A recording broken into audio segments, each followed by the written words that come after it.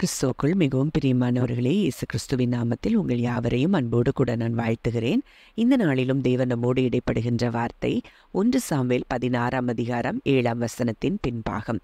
மனுஷன் முகத்தை பார்ப்பான், கர்த்தரோ இருதயத்தை பார்க்கிறார் என்றார். இந்த வார்த்தை மூலம் தேவன் இன்றைக்கு நம் ஒவ்வொருவரோடும் கூட தீர்க்க தரிசனமாக இடைப்பட விரும்புகிறார்.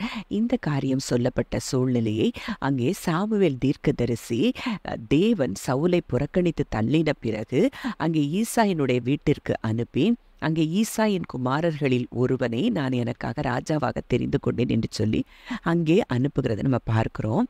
அப்போ அங்கே சாமுவேல் அங்கே ஈசாயின் வீட்டிற்கு வந்த பிறகு அங்கே ஒவ்வொருவராக அவருக்கு முன்பாக கடந்து செல்கிறார். முதலாவது அங்கே எலியாப் அங்கே சாமுவேலுக்கு முன்பாக கடந்து வருகிறத நம்ம பார்க்கிறோம். அப்போ எலியாவினுடைய தோற்றத்தையும் அவனுடைய சரீர வளர்ச்சியும் சாமுவேல் பார்க்கிறார். அப்போ எலியாவை பார்த்த உடனே கர்த்தரால் அபிஷேகம் பண்ணப்படுபவன் இவன் தானாக்கும் அப்படின்னு சொல்லி அங்கே யோசிக்கும் போதே அங்கே தேவன் சாமுவேலோடு கூட இடைப்படுகிறார். நீ இவனுடைய முகத்தையும் இவனுடைய சரீர வளர்ச்சியும் பார்க்க வேண்டாம், நான் இவனை புறக்கணித்தேன். அப்போ இன்றைக்கு உலகம் எதை பார்க்கிறது அப்படின்னு சொன்னா, வெளிப்புற தோற்றங்களையும் வெளிப்புற அவர்களுடைய வளர்ச்சியும் பார்த்து அவர்களை அங்கீகரிக்கக்கூடிய உலகமாக இருக்கிறது. ஆனால் தேவனோ இருதயத்தை பார்க்கிறவராய் இருக்கிறார். அங்கே தாவீது அங்கே ஒரு மகனாகவே அங்கே எண்ணப்படலை. ஈசாய் அங்கே மற்ற 7 குமாரர்களையும் அங்கே வரவழைத்திருந்தான். அந்த தாவீதுக்கு இப்படி ஒரு ஸ்லாக்கியம் உண்டு என்பது கூட அவனால் அறிய முடியாத இடத்துல தான் ஈசாய் இருந்தான். அந்த அளவுக்கு தாவீது புறக்கணிக்கப்பட்ட தள்ளப்பட்ட ஒரு நிலைமையில தான் தாவீது இருந்ததை பார்க்கிறோம். ஆனால் கர்த்தரோ அவன் இருதயத்தை அங்கே பார்க்கிறதை பார்க்கிறோம். அவனுடைய இருதயத்தில் தேவனை குறித்ததான நம்பிக்கையும் வைராக்கியத்தையும், எப்பொழுதும் தேவனை துதித்து கொண்டிருக்கிற இருதயத்தையும் அங்கே தேவன் காண்கிறதை பார்க்கிறோம். அப்போ இன்றைக்கு நீங்க கூட ஐயோ என்னை எல்லாரும் தள்ளுறாங்களே, என்னுடைய இருதயத்தை யாருமே புரிந்து கொள்ளலையே, என்னைய நேசிக்கிறதற்கு இந்த உலகத்தில் யாருமே இல்லையே அப்படின்னு சொல்லி நீங்கள் நினைக்கலாம். ஆனால் ஆண்டவர் சொல்கிறாரு, மனுஷர் பார்க்கிறபடி நான் பாரேன், மனுஷன் முகத்தை பார்ப்பான், நானோ உன் இருதயத்தை பார்க்கிறேன் மகனே மகளே என்று சொல்லுகிற சத்தத்தை இன்றைக்கு நம் இருதயத்தில் தேவன் விதைக்கிறதை நான் பார்க்கிறேன். ஏசாயா 54:6ஆம் வசனத்தில் கூட பார்க்கிறோம், கைவிடப்பட்டு மனம் நொந்தவளான ஸ்திரீயைப் போலவும் இளம் பிராயத்தில் விவாகம் செய்து தள்ளப்பட்ட மனைவியைப் போலவும் இருக்கிற உன்னை கர்த்தர் அழைத்தார். அப்போ கர்த்தர் யாரை அழைக்கிறாராம்?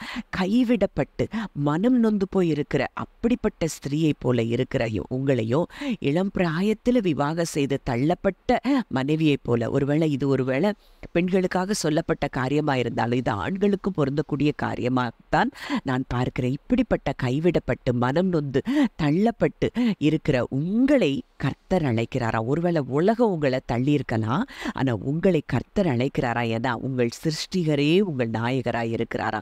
இந்த உலகத்தில் யார் நம்மை தள்ளினாலும் பரவாயில்ல, அவர் நம்மை அணைத்து கொள்ளுகிற நல்ல தேவனாய் இருக்கிறார். அவர் அணைத்து கொள்ளுகிறது மாத்திரம் அல்ல, நமக்காக எல்லாவற்றையும் செய்து முடிக்கிற நல்ல தகப்பனாய் இருக்கிறார். அங்கே லேயாள் அங்கே கணவனால் அற்பமாய் எண்ணப்பட்டு புறக்கணிக்கப்பட்ட சூழ்நிலை தான்.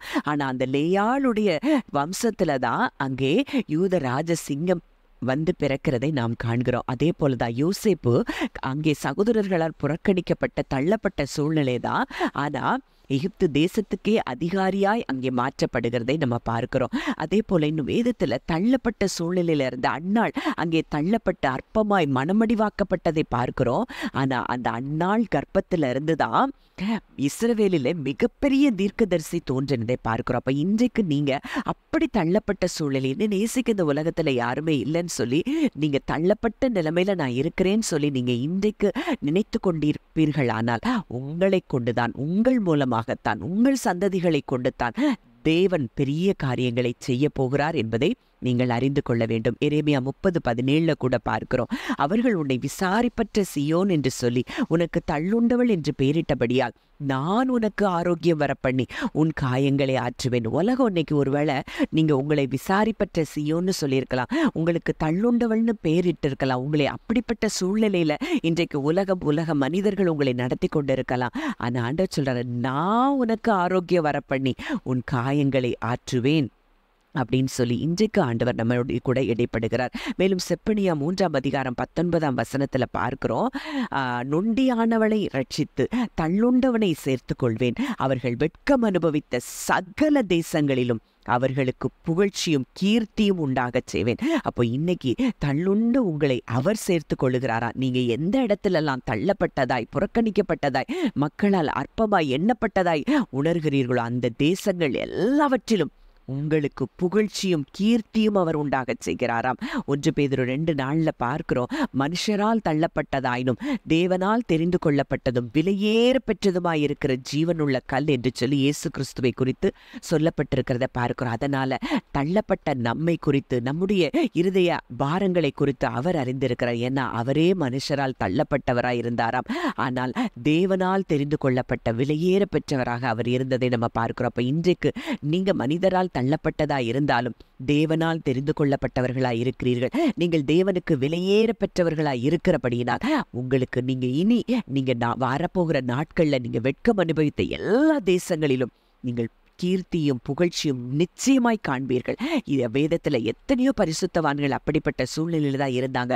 ஆனா அவர்களை தேடித்தான் மிகப்பெரிய உயர்வுகளும் மிகப்பெரிய கீர்த்தியும் புகழ்ச்சியும் உண்டாகினதை பார்க்கிறோம். அதனாலதான் தாவீது சொல்றாரு, கர்த்தாவே நீர் என் கேடகமும் என் மகிமையும் என் தலையை உயர்த்துகிறவரமாய் இருக்கிறீர் என்று சொல்லி. அப்போ இன்றைக்கு இனி வரப்போகிற நாட்கள் உங்கள் தலை உயர்த்தப்படுகிற நாட்களுக்குள்ளாக நீங்கள் வருகிறீர்கள் என்று சொல்லி தேவன் இன்றைக்கு நம்மோடு கூட இடைப்படுகிற இந்த வார்த்தையின்படியே கர்த்தர் உங்கள் ஒவ்வொருவரையும் ஆசீர்வதிப்பாராக. ஜெபிக்கலாம். நல்ல தகப்பனே, நன்றியோடு உம்மை துதிக்கிறோம், ஸ்தோத்திரிக்கிறோம் அப்பா.